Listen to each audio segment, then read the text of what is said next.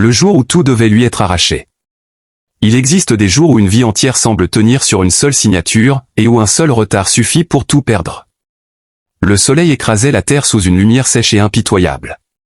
Sur le ranch, chaque planche usée, chaque clôture penchée, chaque pierre du vieux chemin semblait porter la mémoire d'une famille qui avait tout donné pour rester debout. Pourtant, ce matin-là, ce lieu n'était plus regardé comme une maison. Il était traité comme une dette.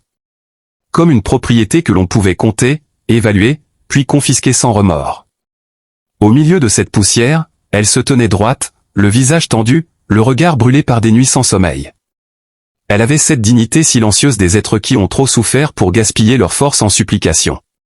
Son chemisier était froissé par le travail, ses mains portaient les traces des jours difficiles, mais dans ses yeux survivait encore une flamme. Une flamme faible, vacillante, mais pas encore éteinte. Devant elle, 3 hommes s'étaient avancés avec la froideur de ceux qui viennent terminer ce qu'ils considèrent comme une simple formalité. L'un tenait les papiers officiels. Un autre observait déjà la grange et les bêtes comme si tout cela lui appartenait. Le troisième marquait d'un regard sur ce qui serait bientôt repris. Pour eux, cette scène n'avait rien de tragique. Ce n'était qu'un dossier de plus, une saisie de plus, une femme de plus que la vie allait faire tomber. Mais pour elle, ce ranch n'était pas seulement de la terre. C'était la voix de son père au lever du jour. C'étaient les gestes patients de sa mère dans la cuisine. C'était le bruit du vent contre la maison les soirs d'hiver. C'était le dernier endroit où leur amour existait encore. Depuis des mois, elle se battait seule.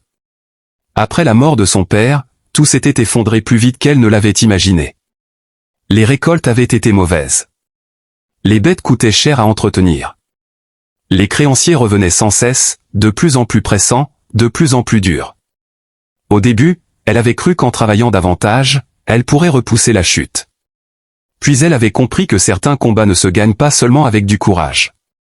Quand l'homme au papier commença à lire l'ordre de saisie, chaque mot résonna comme un coup porté à ce qui lui restait d'espoir. Il parlait d'une voix nette, administrative, presque satisfaite. Pour lui, il n'y avait là ni souffrance, ni souvenir, ni injustice. Il n'y avait qu'un montant dû, un délai dépassé, et une sanction à appliquer. Elle serra les mâchoires. Elle ne voulait pas pleurer devant eux. Pas devant ceux qui attendaient peut-être secrètement de la voir s'effondrer. Autour du ranch, l'air semblait lourd. Même le vent paraissait avoir déserté ce lieu, comme si la nature elle-même refusait d'assister à l'humiliation d'une femme déjà accablée. Tout annonçait la fin. Tout semblait prêt pour la chute. Et pourtant, au moment exact où l'on s'apprêtait à lui arracher cette terre, un bruit lointain fendit le silence. Des sabots. Lents. Réguliers. Assurés. Un cavalier approchait. Abonnez-vous maintenant, cliquez sur le bouton j'aime, et dites-nous en commentaire de quel pays vous regardez cette vidéo. L'arrivée de l'homme que personne n'attendait. Au début, personne ne comprit vraiment ce que signifiait cette arrivée. Dans ce genre de moment, quand tout paraît déjà décidé, on n'imagine plus qu'un événement puisse encore changer le cours des choses. Les hommes présents se contentèrent de tourner la tête, agacés d'être interrompus. Mais elle, sans savoir pourquoi, sentit son cœur battre autrement. À travers la poussière apparut un homme grand, robuste, au visage marqué par le froid, la route et les années. Son allure n'avait rien d'élégant au sens ordinaire. Elle avait mieux que cela, elle imposait le respect. Son manteau était lourd, usé, presque sauvage. Son regard, lui, semblait venir d'un monde où l'on ne parle pas beaucoup, mais où chaque décision a du poids. Il descendit de cheval sans se presser. Il ne demanda pas la permission d'approcher. Il ne semblait impressionné ni par les papiers, ni par les armes, ni par les regards méfiants tournés vers lui. Le créancier le dévisagea avec irritation et lui demanda qui il était. L'inconnu ne répondit pas immédiatement. Il observa d'abord la scène, la femme debout dans sa détresse, les hommes déjà sûrs de leur victoire, le ranch sur le point de changer de main. Dans ce silence, il semblait comprendre plus de choses que tous les autres réunis. Puis, calmement, il glissa la main sous son manteau et en sortit une bourse de cuir sombre. Le geste était simple, mais l'atmosphère changea aussitôt. Lorsqu'il la tendit, le son des pièces résonna lourdement, avec cette force étrange que possède l'argent lorsqu'il vient interrompre une injustice. « Comptez, dit-il d'une voix grave. » L'homme au papier ricana d'abord, comme s'il s'attendait à une tentative dérisoire. Puis il ouvrit la bourse. Son expression changea. Il recommença à compter plus lentement. Les autres se rapprochèrent. Personne ne parlait plus. Le soleil continuait d'éclairer la scène, mais quelque chose d'invisible venait de se renverser. La somme était exacte. Chaque dollar. Pas un de moins. La dette entière pouvait être réglée sur le champ. Le créancier releva la tête, déconcerté. Son assurance venait de se fissurer. Cette victoire qu'il croyait acquise lui échappait brutalement. L'inconnu, lui, resta immobile, comme s'il n'avait fait qu'accomplir un geste nécessaire. La femme regardait la scène sans réussir à y croire. Son souffle était court. Son esprit hésitait encore entre la peur et l'espérance. Trop de désillusions l'avaient déjà blessée pour qu'elle accepte aussitôt un miracle. Pourtant, les faits étaient là. Sa dette était payée. Son ranch ne pouvait plus être saisi. Alors l'homme des montagnes se tourna vers ceux qui étaient venus tout lui prendre et dit simplement. « Vous n'avez plus rien à faire ici. » Il n'avait pas haussé le ton. Mais sa voix contenait une autorité que nul ne songea à défier. Un à un, les hommes se retirèrent. Leur arrogance avait disparu. Ils quittèrent la propriété avec cette gêne amère de ceux qui comprennent qu'ils ne contrôleront pas la fin de l'histoire. Quand ils furent partis, le silence revint. Mais ce n'était plus le même silence. Ce n'était plus celui du désespoir. C'était celui d'un mystère. Elle regarda l'homme qui venait de sauver sa terre, son toit, sa mémoire, et murmura, la voix brisée. « Pourquoi feriez-vous cela pour moi ? Abonnez-vous maintenant, cliquez sur le bouton j'aime, et dites-nous en commentaire de quel pays vous regardez cette vidéo. » La promesse enfouie dans le passé. Sa question resta suspendue dans l'air quelques secondes. Elle était simple, mais elle portait en elle toute la profondeur de ce moment. Pourquoi un inconnu traverserait-il tant de routes, arriverait-il à l'instant exact où tout allait être perdu, et paierait-il sans hésiter une dette qui n'était pas la sienne? L'homme des montagnes baissa légèrement les yeux, comme si ce qu'il s'apprêtait à dire venait de très loin. Puis il regarda la maison, la grange, les collines au loin, avant de revenir vers elle. « Parce que ton père m'a sauvé la vie. » Ces mots frappèrent son cœur plus fort que tout le reste. Pendant un instant, elle cessa presque de respirer. Le nom de son père vivait encore en elle comme une blessure jamais refermée. Depuis sa mort, elle avançait avec le sentiment qu'une partie du monde avait perdu sa lumière. Et voilà qu'un homme surgissait du passé avec une vérité qu'elle n'avait jamais entendue. Il lui raconta alors ce qui les liait. Des années auparavant, dans une région montagneuse rude et impitoyable, il avait été blessé, traqué, presque condamné. Il n'était alors qu'un homme épuisé, abandonné par les siens, privé de toute certitude. Beaucoup l'auraient laissé mourir. D'autres l'auraient livré pour obtenir une récompense. Mais son père avait fait le contraire. Sans poser de questions, sans exiger d'explications, il l'avait recueilli. Il l'avait nourri, soigné, caché, protégé. Pendant plusieurs semaines, il lui avait offert ce qu'un homme perd en premier lorsqu'il touche le fond, la dignité. Avant de repartir, il lui avait dit une phrase qu'il n'avait jamais oubliée. La valeur d'un être humain se voit dans ce qu'il protège quand il n'a rien à y gagner. Depuis ce jour, cette phrase avait vécu en lui comme une dette silencieuse. Il avait cherché à refaire sa vie, à avancer, à survivre lui aussi à ses propres blessures. Mais il s'était promis qu'un jour, s'il apprenait que cet homme ou sa famille avait besoin de lui, il reviendrait. Non pas pour rendre de l'argent. Pour rendre de l'honneur à une bonté qu'il n'avait jamais oubliée. En l'entendant, elle sentit ses yeux se remplir de larmes. Ce n'étaient plus les larmes de la honte. C'était celles d'une douleur enfin reconnue. Son père n'avait donc pas disparu dans le silence. Il avait laissé derrière lui plus qu'un ranch endetté et des souvenirs précieux. Il avait laissé une trace vivante dans le cœur d'un homme. Une trace assez forte pour traverser les années, la distance et les tempêtes. Elle comprit alors que ce sauvetage n'était pas un hasard. C'était une fidélité. Une fidélité rare, profonde, presque sacrée. L'homme des montagnes ne cherchait ni gratitude, ni admiration. Il ne se présentait pas comme un héros. Il semblait même mal à l'aise devant l'émotion qu'il provoquait. Cela rendait son geste encore plus bouleversant. Il n'était pas venu pour être vu. Il était venu parce qu'il avait promis, au fond de lui-même, de ne pas laisser mourir ce que son sauveur avait aimé. Ce jour-là, pour la première fois depuis longtemps, elle ne se sentit plus seule au monde. Elle vit devant elle non seulement l'homme qui avait payé sa dette, mais aussi le témoin vivant de la grandeur discrète de son père. Et dans cette révélation, quelque chose en elle se redressa. Pas entièrement. Pas encore. Mais assez pour qu'une espérance revienne poser un pied dans son cœur. Abonnez-vous maintenant, cliquez sur le bouton j'aime, et dites-nous en commentaire de quel pays vous regardez cette vidéo. Ce qu'il sauva vraiment. Les jours qui suivirent auraient pu n'être qu'un simple après-coup. Il aurait pu repartir dès le lendemain, la promesse accomplie, la dette effacée.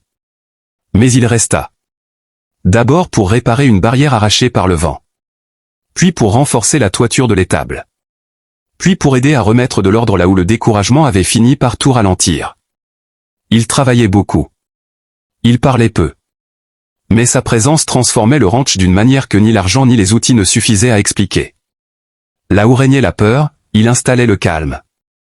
Là où tout semblait sur le point de céder, il ramenait de la solidité.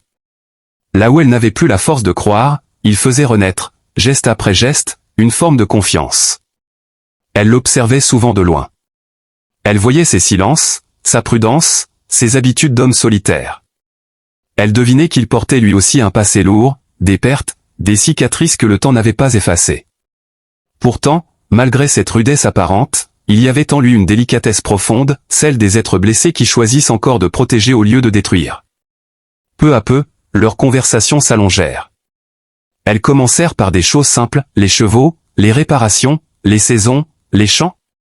Puis elles allèrent plus loin, la fatigue, le manque, les regrets, les souvenirs. Elle lui parla de ses peurs, de ces nuits où elle se demandait si elle allait devoir quitter la maison où elle avait grandi. Il lui parla de ses années d'errance, de ce vide qu'on porte longtemps après avoir perdu sa route. Il n'avait pas besoin de grandes déclarations pour se comprendre. Il se reconnaissait dans leurs blessures, dans leur manière de tenir malgré tout, dans cette pudeur qui protège ce qu'on ressent de plus vrai. Le ranch, lui aussi, changeait. Les clôtures se relevaient. La cour retrouvait un peu de vie. Les chevaux semblaient plus calmes. Et même la maison, avec sa peinture fatiguée et ses murs pleins de souvenirs, paraissait respirer autrement. Un soir, alors que le ciel se teintait d'or et de cuivre, ils s'assirent tous deux sur le vieux perron. La journée avait été longue. Le vent était doux. Pour la première fois depuis des mois, elle ne ressentait plus cette angoisse constante qui lui serrait la poitrine. Elle regarda l'horizon, puis tourna lentement les yeux vers lui. Ce jour-là, quand vous êtes arrivé, je croyais que tout était fini. Il resta silencieux. Elle reprit, plus bas. Je pensais que je n'allais pas seulement perdre ma terre. Je pensais que j'allais perdre ce qu'il restait de ma famille, de mon passé, de moi-même. Il baissa la tête, comme si ces mots le touchaient plus qu'il ne voulait le montrer. Puis il répondit avec une douceur inattendue. Je n'ai pas seulement payé une dette. J'ai essayé de sauver ce que ton père avait construit avec son cœur. Elle sentit alors toute la vérité de cette phrase. Oui, il avait payé l'argent. Oui, il avait chassé ceux qui voulaient l'humilier. Mais ce qu'il avait réellement sauvé allait bien au-delà. Il avait sauvé une mémoire. Il avait sauvé une dignité. Il avait sauvé la possibilité, pour une femme épuisée, de recommencer à croire en demain. Et peut-être, sans l'avoir cherché, avait-il sauvé aussi en lui quelque chose qu'il croyait perdu, le sentiment d'appartenir encore à un lieu, à une histoire, à une affection possible. Car certaines personnes n'entrent pas dans une vie avec fracas. Elles y entrent comme une réponse silencieuse à une prière qu'on n'osait même plus formuler. Elles arrivent au moment exact où tout semble se briser, et par leur seule présence, elles empêchent l'âme de tomber plus bas. Longtemps après, dans cette région, on parla de cet homme venu des montagnes qui avait payé chaque dollar pour sauver un ranch. C'était la version que retenaient les gens, parce qu'elle était facile à raconter. Mais la vérité était plus belle encore. Il n'avait pas seulement empêché une saisie. Il avait rendu à une femme le droit de rester debout. Il avait honoré la bonté d'un père disparu. Il avait rappelé à tous que la vraie grandeur d'un être humain ne se mesure pas à la force qu'il montre, mais à la vie qu'il protège quand plus personne ne croit qu'elle vaut encore la peine d'être sauvée.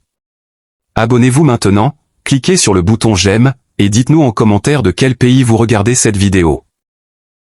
Il n'avait pas seulement sauvé un ranch. Il y a des histoires que l'on croit comprendre trop vite. De loin, celle-ci pourrait sembler simple. Un ranch menacé. Une femme accablée. Un homme venu des montagnes. Une dette payée au dernier instant. Et un danger écarté. Mais la vérité était infiniment plus profonde. Car ce jour-là, il n'avait pas seulement empêché qu'une terre change de main. Il n'avait pas seulement déposé une bourse pleine de pièces pour faire taire des créanciers sans âme. Il n'avait pas seulement renvoyé ceux qui pensaient que tout pouvait s'acheter, tout se saisir, tout humilier. Ce qu'il avait sauvé, personne ne pouvait l'écrire sur un papier officiel. Il avait sauvé la mémoire d'un père. Il avait sauvé l'honneur d'une famille. Il avait sauvé la dignité d'une femme qui se battait seule depuis trop longtemps. Et surtout, il avait sauvé cette part invisible d'un être humain qui meurt en silence quand le monde lui fait comprendre qu'il n'a plus de valeur. Parce qu'il existe des pertes que l'on voit. Une maison. Un champ. Un troupeau. Un nom sur un acte. Mais il existe aussi des pertes plus profondes, plus silencieuses, plus cruelles. La perte de confiance. La perte de paix. La perte de ce courage intime qui nous pousse à nous lever le matin alors que tout en nous voudrait abandonner. Et c'est cela qui l'avait empêché ce jour-là. Il avait empêché qu'elle cesse de croire. Il avait empêché que la dernière lumière encore vivante en elle soit soufflée par l'injustice. Il avait empêché que la bonté de son père disparaisse avec la poussière du passé. En revenant tenir une promesse oubliée de tous, il avait rappelé une vérité que notre époque oublie trop souvent. Un acte de bonté sincère ne disparaît jamais vraiment. Il peut traverser les années. Il peut survivre à la mort. Il peut dormir longtemps dans la mémoire d'un homme, puis revenir un jour sauver une autre vie. Le père avait sauvé un inconnu autrefois. Des années plus tard, cet inconnu était revenu sauver sa fille. Et dans ce cercle silencieux, dans cette fidélité presque sacrée, il y avait quelque chose de plus grand que le hasard. Comme si le bien que l'on fait avec le cœur trouve toujours un chemin pour revenir, même lorsque plus personne ne l'attend. Quant à elle, ce qu'elle avait retrouvé ce jour-là allait bien au-delà de sa terre. Elle avait retrouvé une raison de tenir. Une raison de respirer sans peur. Une raison de regarder encore le ciel sans y voir seulement le poids du manque et des souvenirs. Elle avait retrouvé la preuve que même au bord de la ruine, une vie peut encore être visitée par la grâce. Et lui qui croyait peut-être ne faire que payer une dette ancienne, avait lui aussi reçu quelque chose qu'il n'était pas venu chercher. En sauvant ce ranch, il avait retrouvé une part de lui-même. Une paix oubliée. Un sens. Une place. Peut-être même cette chaleur humaine que les années de solitude avaient presque éteinte en lui. Car parfois, on croit venir réparer la vie de quelqu'un. Et l'on découvre que cette rencontre réparait aussi la nôtre. C'est cela qui rend cette histoire si bouleversante. Elle nous rappelle que les vraies interventions ne font pas toujours de bruit. Elles n'arrivent pas toujours avec des promesses grandioses ou des mots spectaculaires. Parfois, elles prennent la forme d'un homme fatigué qui descend de cheval, d'une main qui tend une bourse, d'un regard qui comprend une douleur sans qu'on ait besoin de l'expliquer. Parfois, le salut arrive sans éclat, mais il change tout. Et longtemps après que la poussière soit retombée sur ce ranch, longtemps après que les hommes venus saisir cette terre aient disparu de la mémoire des autres, ce qui resta vraiment dans le cœur de ceux qui connaissaient l'histoire, ce n'était pas le montant payé. C'était le geste. C'était la loyauté. C'était la preuve qu'au moment exact où tout semblait perdu, quelqu'un avait choisi de ne pas détourner les yeux. Alors oui, les gens diront peut-être qu'un homme des montagnes est arrivé un jour et a payé chaque dollar d'une dette impossible. Mais ceux qui auront compris le fond de cette histoire sauront qu'il a offert bien plus que cela. Il a rendu à une femme le droit de rester debout. Il a rendu à un père disparu la continuité de son honneur. Il a rendu à une maison la possibilité de rester un foyer. Et à deux âmes fatiguées par la vie, il a rendu cette chose rare, fragile et précieuse que beaucoup cherchent sans la trouver. L'espérance. Parce qu'au fond, ce ne sont pas toujours les plus puissants qui changent le destin des autres. Ce sont souvent ceux qui se souviennent. Ceux qui restent fidèles. Ceux qui comprennent que certaines dettes ne se paient pas avec de simples pièces, mais avec du cœur, du courage et une présence sincère au moment où quelqu'un est sur le point de s'effondrer. Et si cette histoire nous touche autant, c'est peut-être parce qu'elle nous murmure, à nous aussi, une vérité que nous avons besoin d'entendre. Même quand tout semble fini. Même quand les portes se ferment. Même quand l'injustice paraît plus forte que la bonté. Il suffit parfois d'une seule personne, d'un seul geste, d'une seule fidélité, pour empêcher une vie de sombrer. Et parfois, ce seul geste suffit à tout changer. Abonnez-vous maintenant, cliquez sur le bouton j'aime, et dites-nous en commentaire de quel pays vous regardez cette vidéo.